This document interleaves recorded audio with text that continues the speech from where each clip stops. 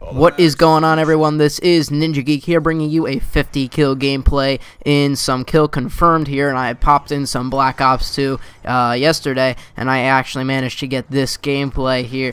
And I know I said I was never going to put in Black Ops 2 because I hated it, but I went back, and these players honestly suck. I mean, this game is so easy to play now. It's easier probably than Ghost, so I may have to just play this game a little bit more. And we'll see about that. But anyway, before we get started with today's topic of why Call of Duty is dying and what my opinions are on that, and to get some feedback on that, there is a link in the description to the Titanfall beta sign-up playlist. Now it is not a playlist, but it is a closed beta basically that's happening on PC and Xbox One. So I'll put a link in the description where you could sign up to that. The players will be emailed on the 14th. So just be prepared to look in your email to see if you get signed into the Titanfall beta, and I bet everyone's gonna have a blast. A lot of people are going to be getting in. So anyway, let's get started with why Call of Duty is dying. First of all, we're going to discuss about why Ghosts in general.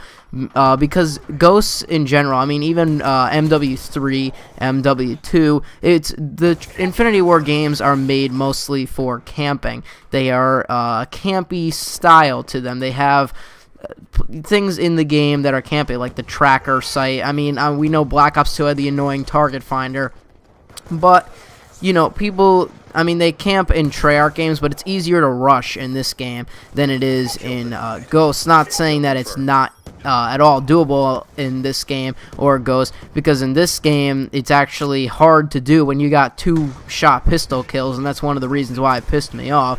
But so anyway, but Treyarch games like this, like you see me rushing full non-stop, and this is the default class, by the way. I got 50 kills with the default class because of the reset stats. So I use this default class, and I actually like this default class. It's pretty nifty. It's got the only thing I'd probably change on is the smoke grenade. I'm not a fan of smoke. It just, you know, I just throw it just because, but I'm not really that big of a fan of smoke. I'd rather throw a stun on there or something.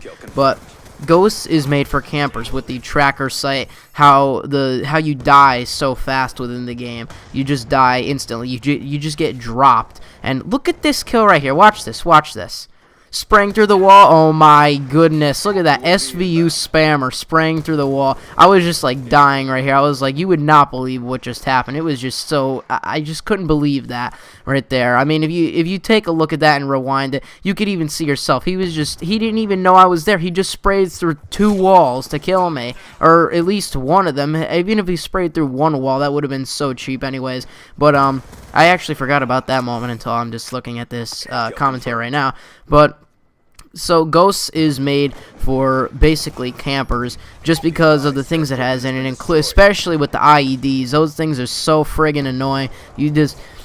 I mean, I know they say they nerfed them, but they should be more like the bouncing Betty, like in Black Ops 2. You hear it, you go prone, you never get hit by it. In Ghosts, you hear an IED, they say, oh, you could just jump over it. Well, how do we know it's on the floor? It could be on the wall. It could be on the ceiling. You don't know. I mean, going prone may not help you because it could be on the ground when you think it's on the ceiling and vice versa. So that doesn't help. Everything's going to be in a campy playstyle because the maps are so big, because you die so fast. It's just an unbelievable mess of the game design. And like I stated also in a Ghost versus Black Ops 2 video, now going back to play Black Ops 2, I'd say they're pretty even. Both have their downs and ups, but I don't think one is better than the other. But the only thing is that most of the times Black Ops 2 is actually kind of playable like it is in here. Even though you do get mad at some stuff, it's just playable. So, next, we're going to discuss about the Call of Duty community and how it's grown over the years. So MW3, I guess, got this community in an uproar, or whatever you would say, because back when was it? Call of Duty 4. I came in the Call of Duty series right in the middle, so halfway through Black Ops 1, and I honestly love Black Ops 1, one of the best Call of Duties ever made, and so I came in during then. And I guess Call of Duty was okay by then. I mean, I was a terrible player back in Black Ops 1, but it was just fun to play that game.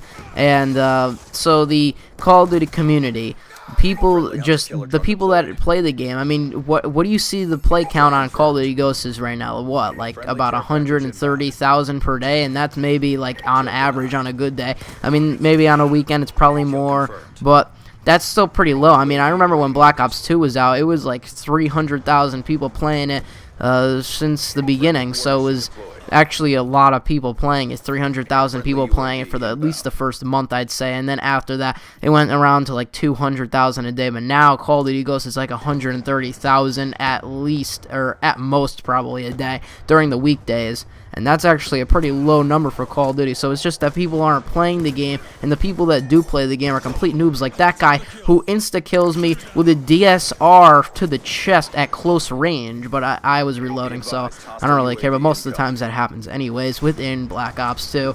So let's just get into the final reason why I think the Call of Duty community is dying, and then we'll discuss what Sledgehammer maybe can do to save the series. So it's just that the game itself is getting old. I mean, how many Call of Duties have they made so far? What, 10?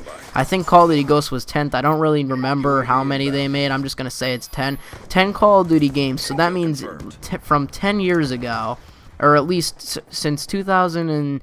Well, I mean, okay, let's start with Call of Duty 4. That means it must have been made, what, 6 or 7, 8 years ago.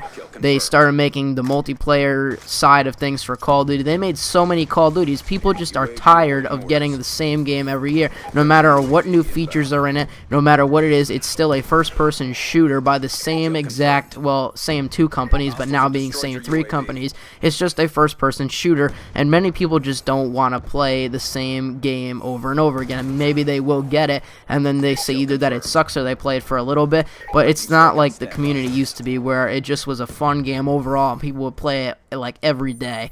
That's how Call of Duty 4 was. I mean, I obviously wasn't there for Call of Duty 4, and it's a shame now because World at War and Call of Duty 4 are both like hacked and you can't find any good lobbies or whatever.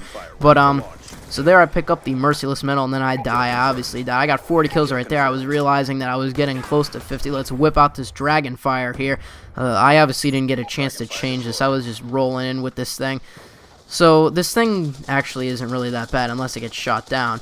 But so what Sledgehammer can do, they can make the maps smaller, like in this game. This game had, the maps weren't the best, I'd say. I don't think, Slums was a really good map, but I don't think, you know, like I would say, like, oh my god, we have to play on this map, we have to, like that. But the maps were actually good. In Call of Duty Ghosts, they're way too big, they're just way too clunky. That's why everyone camps in Ghosts. And then it's just annoying. These maps you could rush around, even if you do get owned by other stuff, you could at least rush around and feel like you're getting somewhere on the map.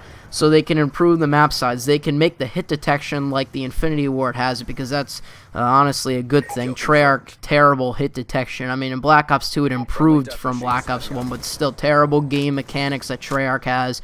It's just awful. I mean, we all know Thunder talked about everything throughout Black Ops 2 life cycle, and like I say, I agree on that, so hopefully they can make that being fixed, and hopefully they can make it be fast-paced like Black Ops 2 is. So if they could take a collaboration of different Call of Duties like this, and look at me getting the final kill, double kill with the Scorpion Evo, just picking up the 50th kill there. So like I said, if they could actually incorporate all of the good stuff and none of the bad stuff, like blah blah blah, he's a really good commentator. He didn't really post in a long time or for a while, but he made a commentary stating about the IEDs in Ghosts, and what basically why are they in the game? Why are things like that in the game? Why are the optic sights like that in the game? It doesn't make any sense at all. They shouldn't make sights like thermal scopes or whatever in the game. They should only make the necessary stuff. Putting that in the game plays for more campy play styles.